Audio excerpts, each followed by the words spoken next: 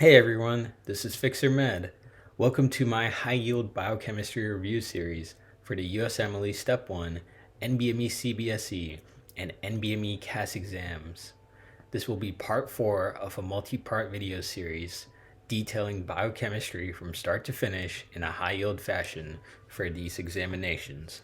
So without further ado, let's go ahead and get started on today's topic, which is the electron transport chain. So for the electron transport chain, I'm going to give a brief overview of what it is and detail each process point by point to ensure that you have a high understanding of this topic since it is very high yield.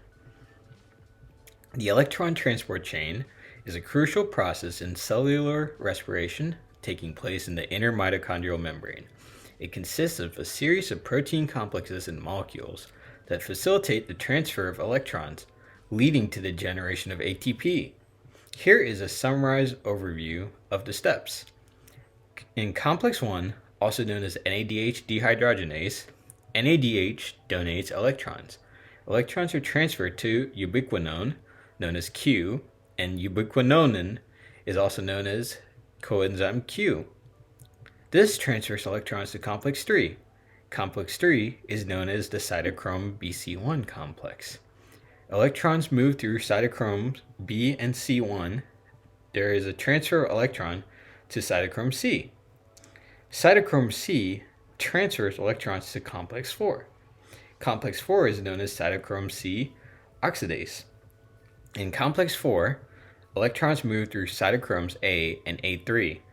Oxygen is the final electron acceptor, forming water. Proton pumping. Protons are pumped across the inner mitochondrial membrane during the electron transfer. This creates a proton gradient, also known as a proton motive force. ATP synthase, complex 5. In ATP synthase, protons flow back into the mitochondrial matrix through ATP synthase. ATP is synthesized from ADP and inorganic phosphate.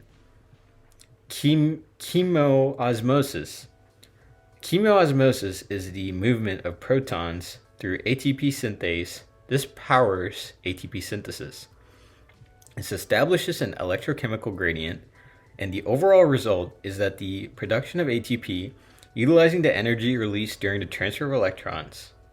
This process is essential for cellular energy production and plays a central role in oxidative phosphorylation. So if you can detail this picture and free recall in a way I was able to, you should be able to understand the majority of points in regards to electron transport chain questions found on NBME exams. So let's go ahead and get started on some NBME style questions. What enzyme deficiency is likely responsible for the clinical presentation of a 10-month-old boy who exhibits the following characteristics? Third percentile for length and weight, hypotonia, hypoglycemia, lactic acidosis, and hyperalinemia. Give you guys a few seconds to gather your thoughts and choose an answer.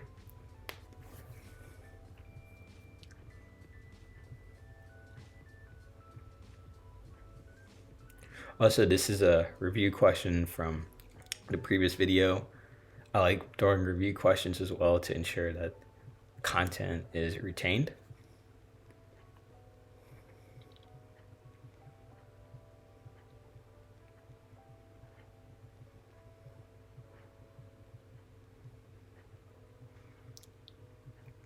All right, moving on. If you guys need more time, be sure to pause the video.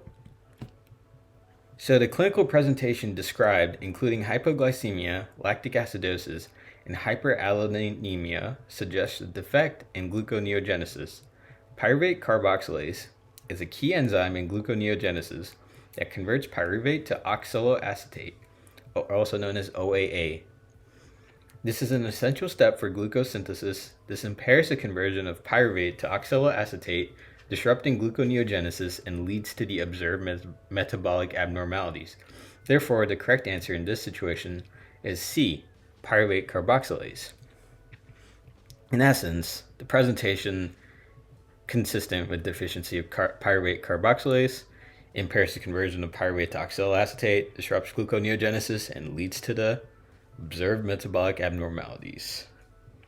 Let's go ahead and break down point by point why the other answer choices aren't correct. Alanine aminotransferase, known as ALT. ALT is involved in the conversion of pyruvate and glutamate to alpha-ketoglutarate, AKG, and alanine. A deficiency in ALT would not lead to impaired gluconeogenesis, but might affect alanine metabolism. Pyruvate dehydrogenase. Pyruvate dehydrogenase is involved in the conversion of pyruvate to acetyl-CoA in the mitochondria, not in gluconeogenesis. Deficiency in pyruvate dehydrogenase can cause lactic acidosis, but is not associated with hyperalinemia. Lactate dehydrogenase. Lactate dehydrogenase converts pyruvate to lactate, and its deficiency would not result in impaired gluconeogenesis. Lactate dehydrogenase deficiency might lead to elevated lactate levels, but not hyperalinemia. Glucose-6-phosphatase. Glucose-6-phosphatase is involved in the final step of gluconeogenesis and glycogenolysis. Deficiency in glucose-6-phosphatase can cause hypoglycemia, but would not explain hyperalinemia. Glucokinase. Glucokinase is involved in the phosphorylation of glucose in the liver. Deficiency in glucokinase would not lead to the described clinical features including hyperalinemia and lactic acidosis. All right, let's move on to the next question. Following an experiment with brown adipose tissue, the discovery reveals a leak of hydrogen ions inward across the inner mitochondrial membrane. What is the most likely effect on oxidative phosphorylation and energy metabolism? I'll give you guys a few seconds to reason through this question.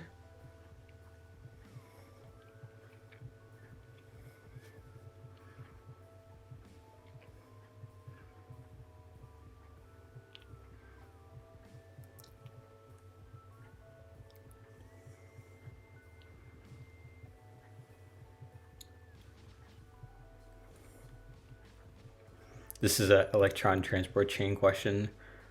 We talked about a lot of the points in the introduction of the video, so hope that jogs your memory. All right, I think I gave you guys enough time. If you need more time, please pause the video. Moving on. All right, in normal oxidative phosphorylation, hydrogen ions move through complex 5 ATP synthase in the inner mitochondrial membrane to generate ATP. The leak of hydrogen ions inward across the membrane without passing through complex 5, as observed in brown adipose tissue with an upcoupling agent like thermogenin, means more oxygen is needed to produce the same amount of ATP. This increased need for oxygen consumption without a proportional increase in ATP production results in an elevated ratio of oxygen consumption to ATP generated. Therefore, the correct answer is D, increased ratio of oxygen consumption to ATP generated. So in summary, the leak of hydrogen ions inward across the inner mitochondrial membrane, as observed in brown adipose tissue, leads to an increased ratio of oxygen consumption to ATP generated due to the inefficiency of ATP synthesis without the involvement of complex 5. Let's go ahead and break down why the other answer choices are wrong. A, enhanced ATP production with reduced oxygen consumption. The leak of hydrogen ions disrupts the normal ATP synthesis process, making it less likely to enhance ATP production. B, diminished ATP production with increased oxygen consumption. The leak of hydrogen ions requires more oxygen, but the decrease in ATP production is not proportional to the increase in oxygen consumption. C, no change in ATP production or oxygen consumption. The leak of hydrogen ions affects the efficiency of ATP production, leading to changes in both ATP production and oxygen consumption. E, decreased ratio of oxygen consumption to ATP generated.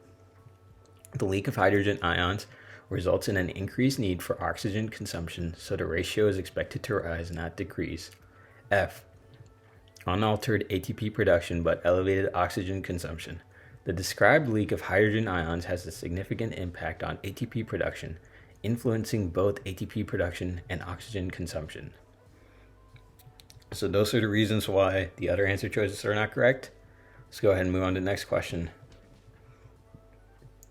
A 45-year-old male woodworker exposed to a preservative for wood that increases heat production in his cells is most likely experiencing which of the following mechanisms? Go ahead and take a few seconds to think through this question.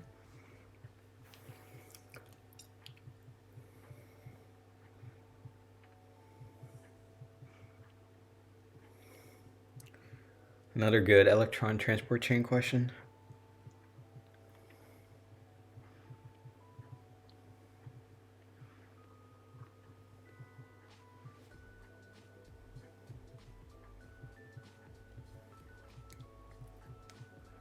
All right, let's move on. Giving you guys enough time. Need more time? Pause the video. Moving on now. The exposure to a preservative such as 2,4-DNP dinitrophenol is known to increase heat production in cells by dissipating the proton gradient required for oxidative phosphorylation in the electron transport chain. Uncoupling agents, including 2,4-DNP, disrupt the coupling of electron transport and ATP synthesis by uncoupling proton movement from ATP synthesis. Increased heat production is a result of the energy released during uncoupling, which leads to increased oxygen consumption without the efficient production of ATP. Therefore, the correct answer is uncoupling of oxidative phosphorylation. So, in summary, the increased heat production in the woodworker best explained by the uncoupling of oxidative phosphorylation due to exposure to an uncoupling agent like 2,4-DNP. Easy. Now let's go through and see why the other answer choices are incorrect.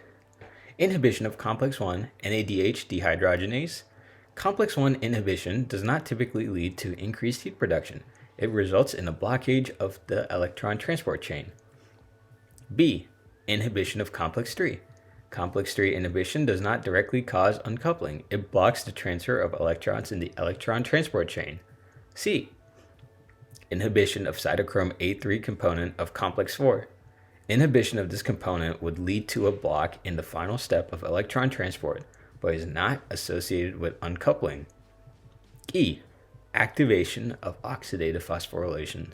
The exposure to an uncoupling agent like 2,4-DNP does not activate, but rather disrupts oxidative phosphorylation. F. Inhibition of glycolysis. The scenario described involves the electron transport chain and oxidative phosphorylation, not glycolysis. So I gave you a big hint by telling you it was a ETC problem. Moving on to the next question. So we have a 2-month-old infant with diminished mental status whose family recently moved to a winter lodge with an old ventilator and exhibits elevated carboxyhemoglobin levels. Which of the following steps is inhibited in this patient? By the way, I think this is a ridiculous question, but it is a retired step 1 question I managed to find, so it is technically fair game on any of the exams listed. Step 1, CBSE, CAS, etc.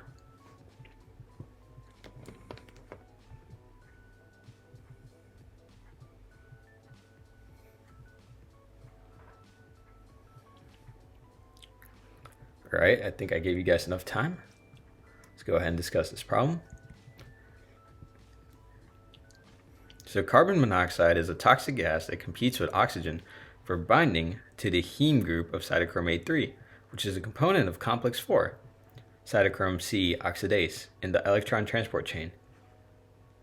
Cytochrome C oxidase is responsible for the final step in the electron transport chain, facilitating the transfer of electrons to oxygen, leading to the formation of water. When carbon monoxide binds to cytochrome A3, it inhibits the enzyme's function, preventing the normal utilization of oxygen in the electron transport chain. This inhibition leads to a decrease in the production of ATP through oxidative phosphorylation. Additionally, the binding of carbon monoxide to cytochrome A3 forms carboxyhemoglobin, which reduces the oxygen carrying capacity of hemoglobin, contributing to tissue hypoxia. Therefore, the correct answer is G, as seen here.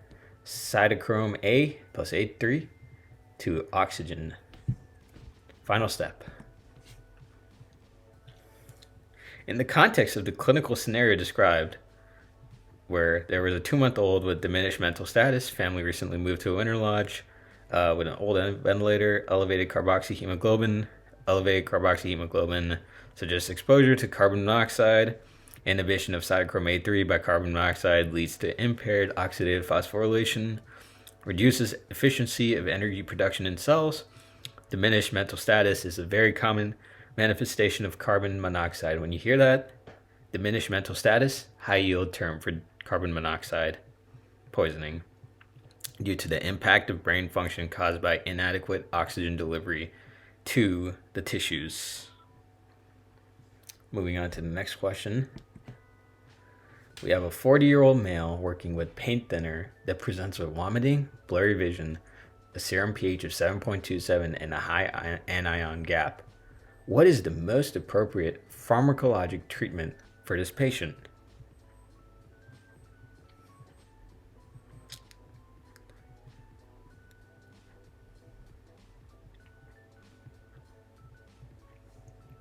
All right. I think I gave you guys enough time here. If you guys need more time, please pause the video.